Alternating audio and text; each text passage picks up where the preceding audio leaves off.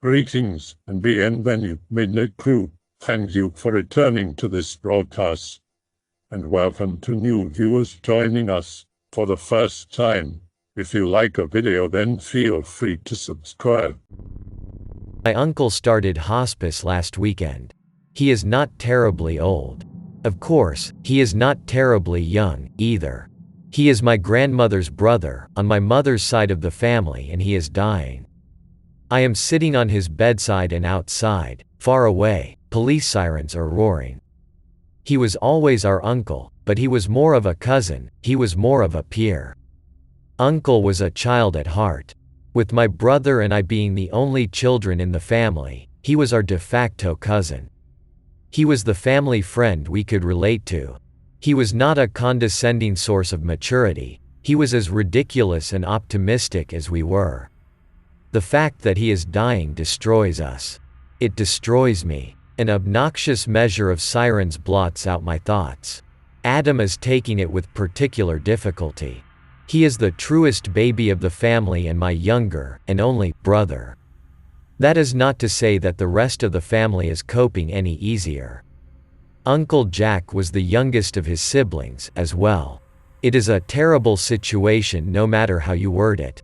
He would always be the one telling me, "John, you take care of Adam if anything ever happens to us," meaning, the older relatives and my parents.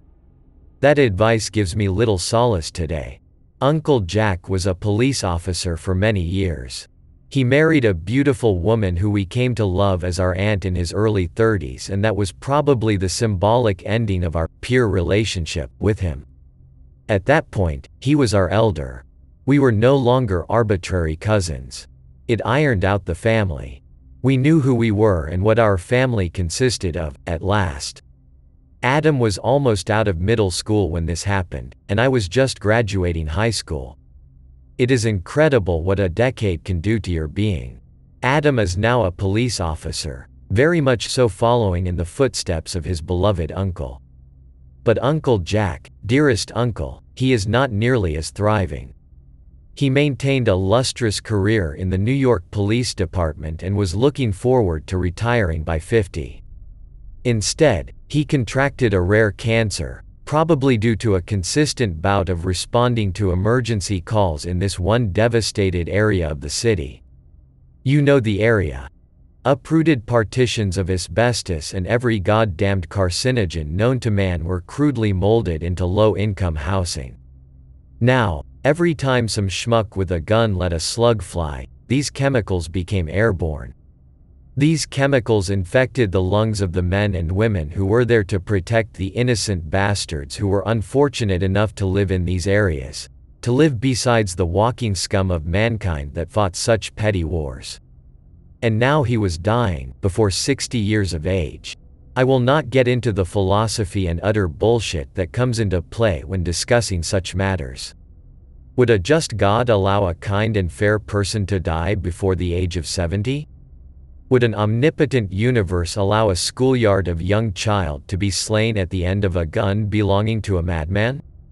I am not one to even begin rationalizing these conversations, and will sure as hell does not begin to do so here.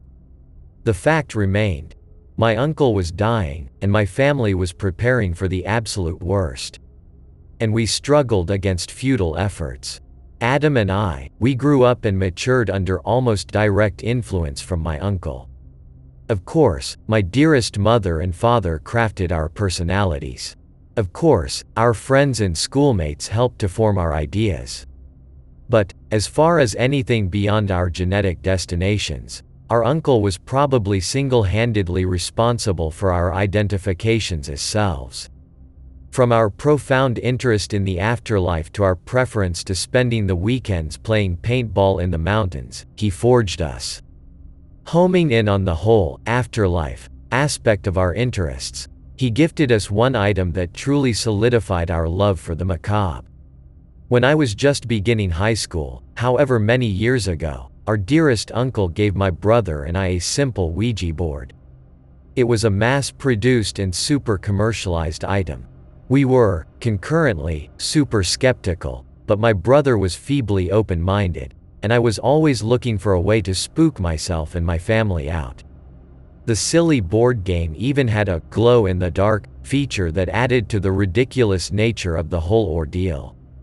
This led to Adam and I spending countless afternoons in the basement, sitting cross-legged on the floor in the dark, peering into the softly glowing, barely visible face of the Ouija board.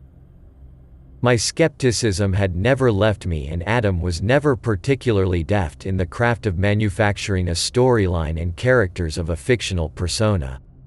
So, when we began meeting otherworldly beings and dead humans through this board game, I was a little bit more than pleased and worried with our findings. Whenever we would ask their names, we would get a handful of random letters that only loosely resembled realistic names. But their backstories would always be spelt with the utmost of tact and grammar. While their names were gibberish, their explanations were perfect. It was a tad unsettling, sitting as the elder in the room. With all of this apparent fright, let it be known that I was never upset with my younger brother. I did not receive these paranormal readings as malcontent on his part.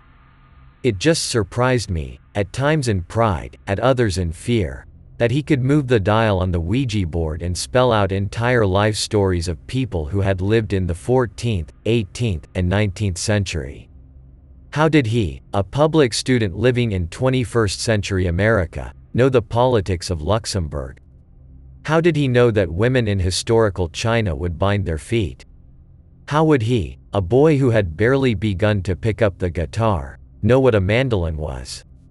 I could not tell if it was my practical joking getting the best of him and I concurrently, or if otherworldly forces were at play. Could this ridiculous board game actually channel something else? Of course not. I refused to believe it. It must have been something about our subconscious or some other psychological phenomena that I could not explain. Time went on and I found other vices to occupy my time. I found petty flirtations with girls my age that never came to fruition.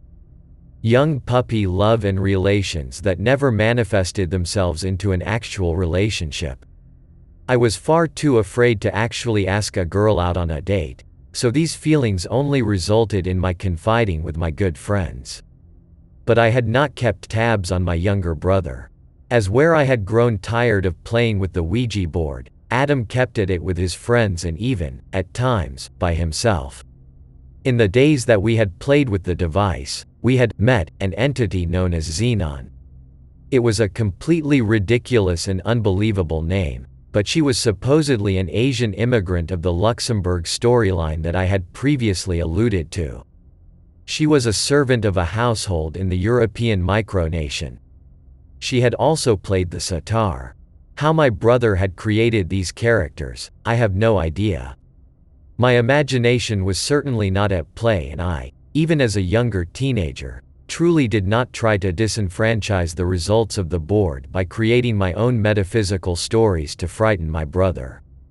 I allowed them to play with the board without supervision for quite some time. He had shown it to various girls and boys from the neighborhood whenever I was working at the local craft store. As I had said, I was no longer interested in the game, but his young mind surely was. Life went on. As we grew up a bit, we would cater to our love for the paranormal through alternative means.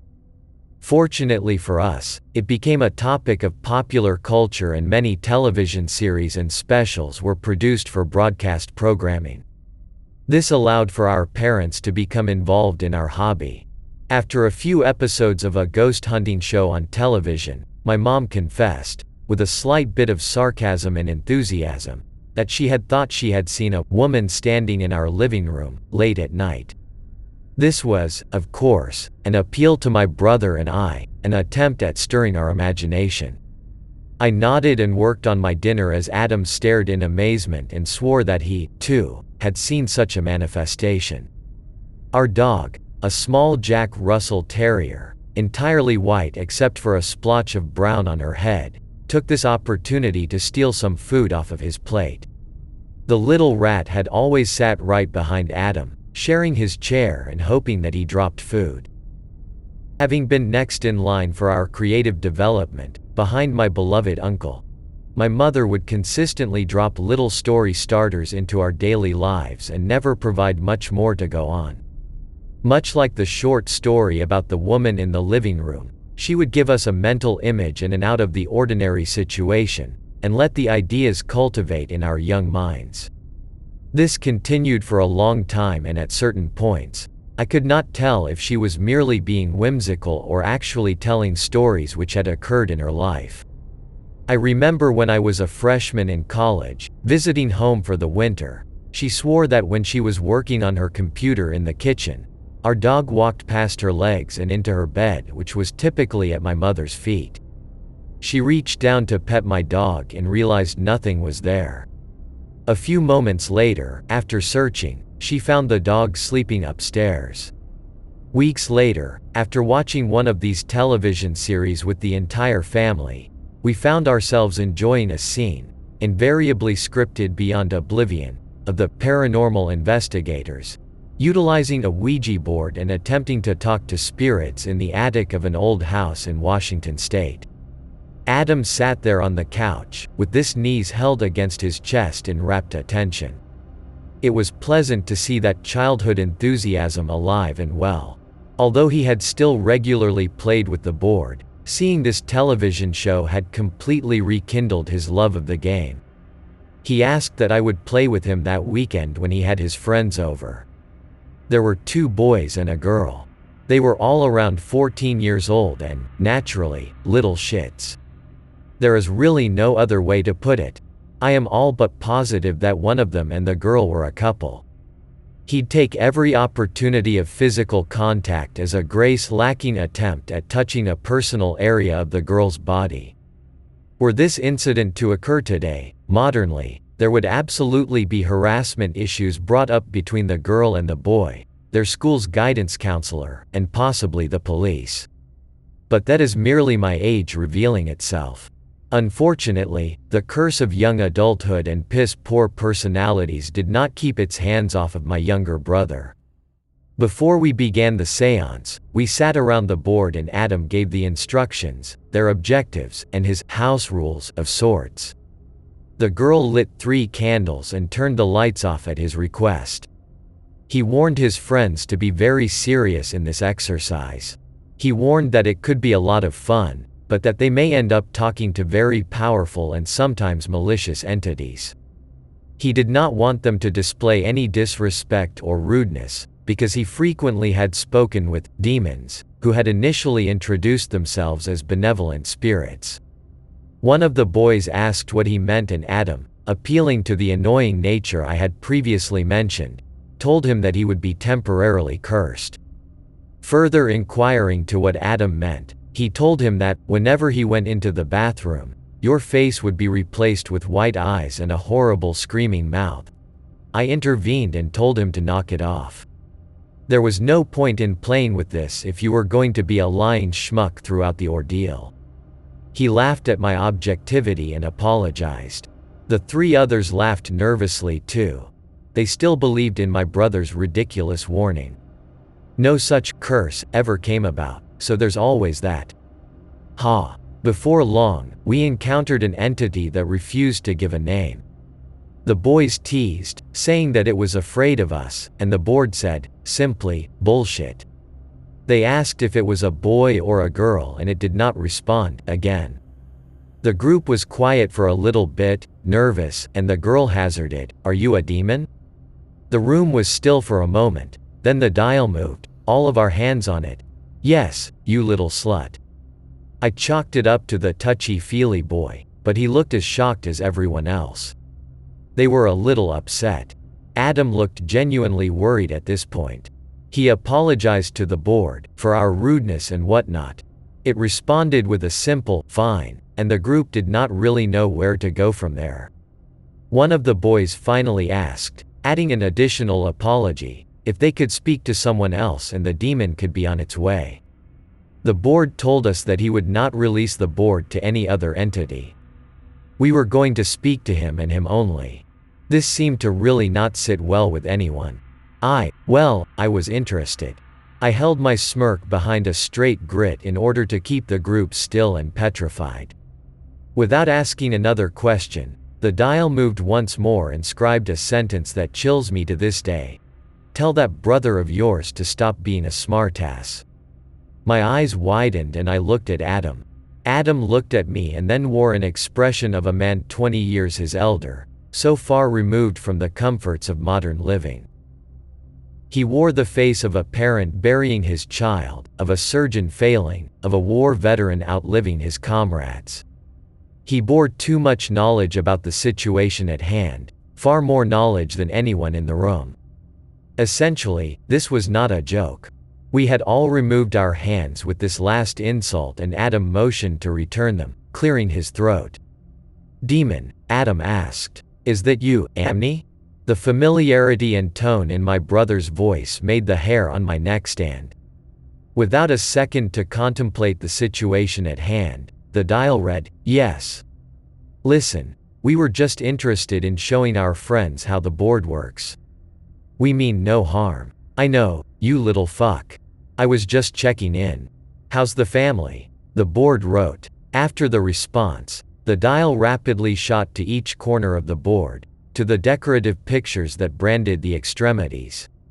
"Nonsense. We're fine, Amni. I know we haven't spoken in a while. Good. Good. Which parent do you love more?" At this point, I picked up the little dial and clutched it tight, standing. "No, we're done. This is bullshit. Adam, I don't know if you're fucking with your friends, or what. But we're done." The fucking thing tore from my grip and landed upright on the board. The candles went out immediately after and the girl screamed. I moved towards the stairs and turned on the light. The candles were tipped over and the wet wax smothered the board. Most of it was covered, except for the smiling sun in the upper left-hand corner. The wax encompassed it and most of the mess was already drying. Adam looked up at me and told me he was sorry, a single tear running down his face. He sniffed, looked away, composed himself and rapidly stood, cleaning the mess. His friends never saw his tear. We quickly packed up and that was that. We did not talk much about it. He was obviously bothered, but got over it by midweek.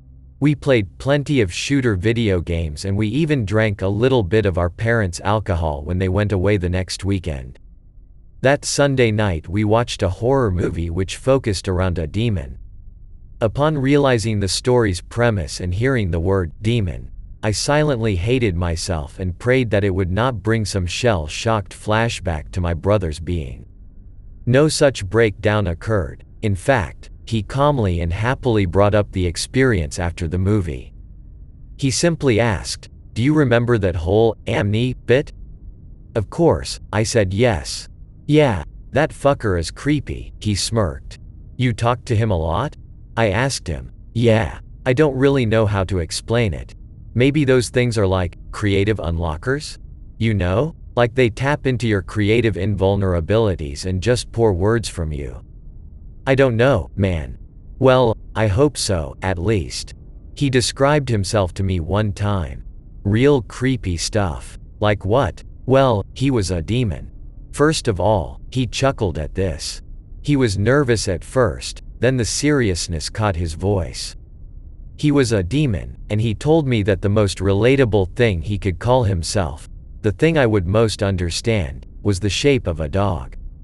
Except instead of your typical dog-shaped head, he said it resembled a mask.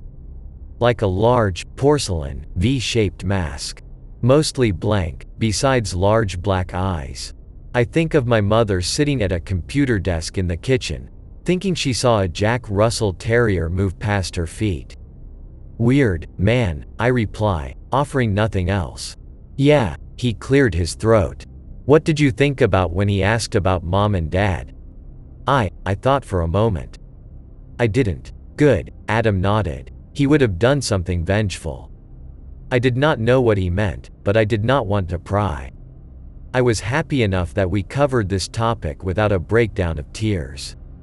We proceeded to watch some mindless programming for a few hours, and he went to bed, happy. Later that night, or rather, early that morning, I received a call from the police department informing me that my parents had died in a car accident on I-95. I did not tell Adam until later that day. He went to school, like any other day, and spent 6 or 7 hours in ignorance.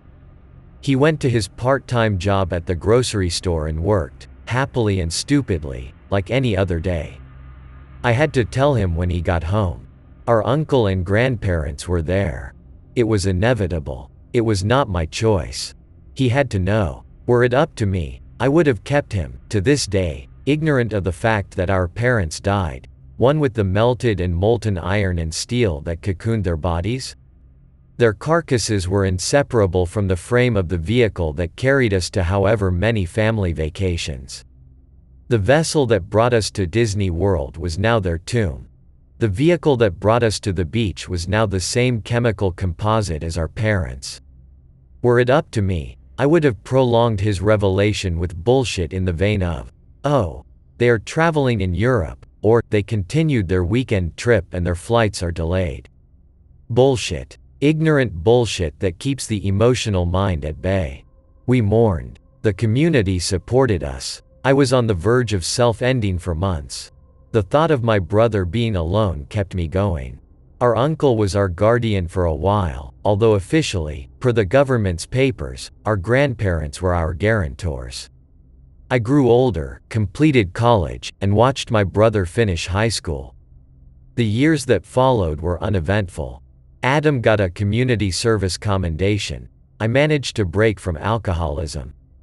I got a job in mid-management at the state health department. Adam earned an internship at the police department.